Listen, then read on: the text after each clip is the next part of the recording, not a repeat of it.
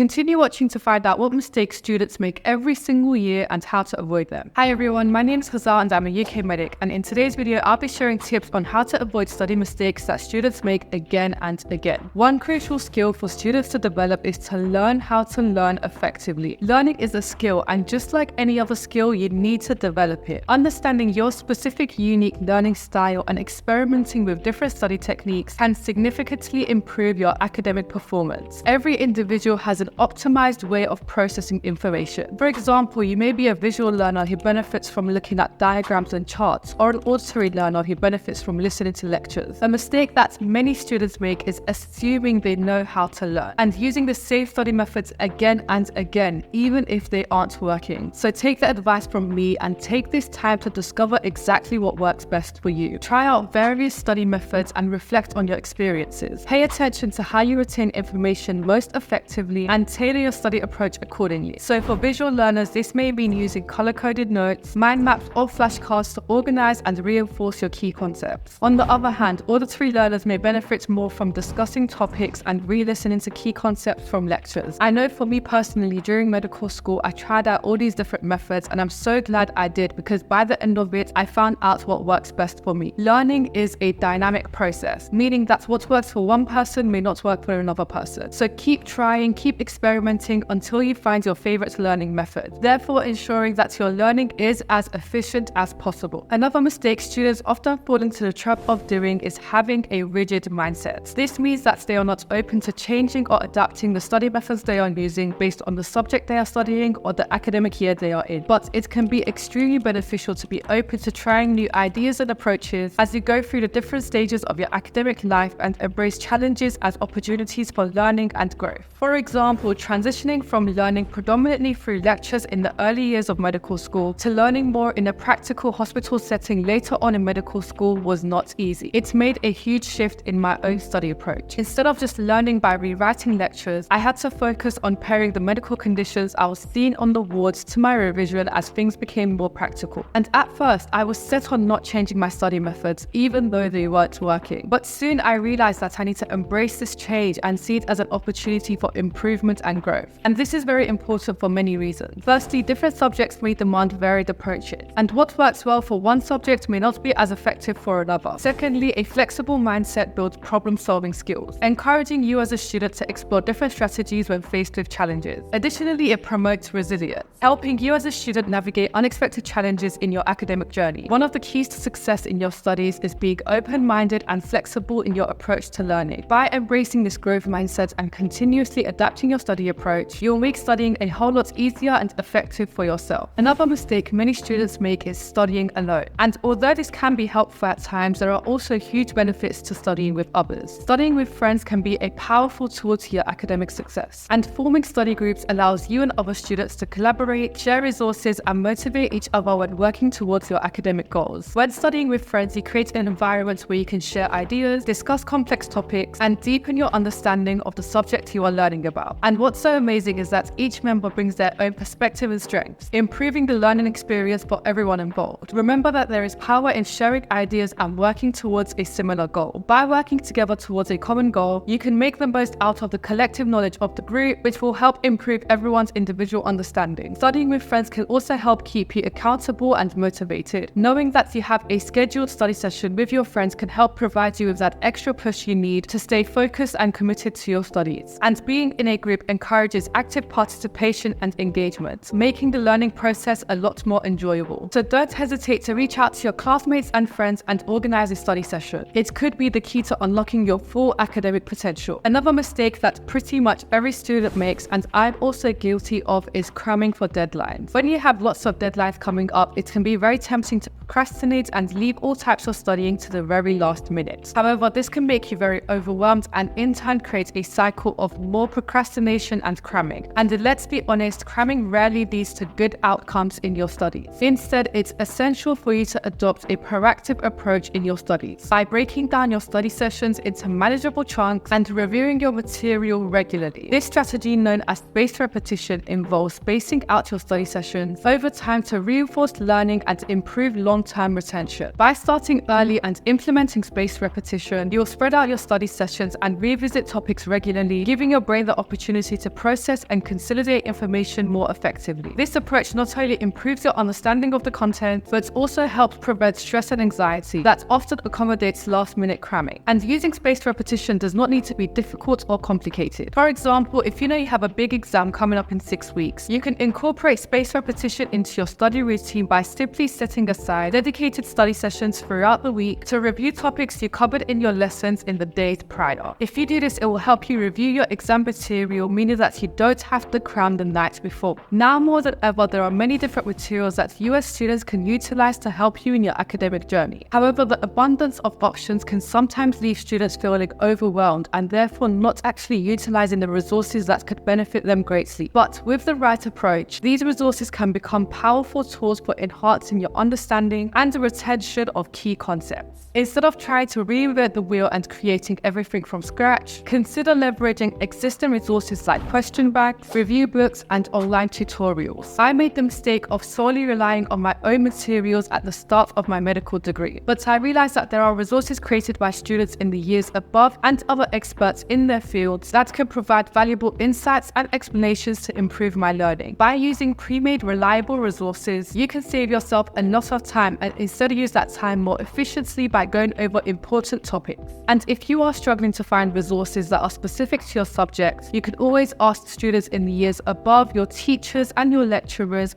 on advice on what resources they would recommend you use. If you feel like in addition to learning from your study mistakes, you also need help with getting over your study fatigue and having more healthy study habits, make sure you check out this video here. Let me know what you guys thought about this video and what videos you want to see next. I hope you found this helpful and I'll see you in a new video next time. Bye!